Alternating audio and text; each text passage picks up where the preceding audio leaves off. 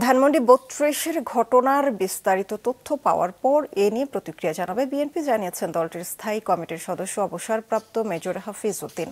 সকালে প্রেস ক্লাবে এক আলোচনা সভায় তিনি আরও বলেন, দেশের গণতন্ত্রকে ধ্বংস করার জন্য কেউ কেউ এমন বিশৃঙ্খলা করতে পারে। কারা কেন এই ঘটনা ঘটিয়েছে, এ বিষয়ে সরকারের ভূমিকা কি ছিল, এ নিয়ে বিস্তারিত তথ্য পাওয়ার পর আনুষ্ঠানিক প্রতিক্রিয়া জানাবে বিএনপি। অভিযোগ করেন, ভারতে বসে বাংলাদেশকে অস্থিতিশীল করতে চান শেখ হাসিনা। দেশের গণতন্ত্রকে ধ্বংসের জন্য নানা ধরনের ষড়যন্ত্রের আভাস পাওয়া যাচ্ছে। বিশৃঙ্খলা বন্ধে দ্রুত নির্বাচন দেওয়ার আহ্বান জানান তিনি।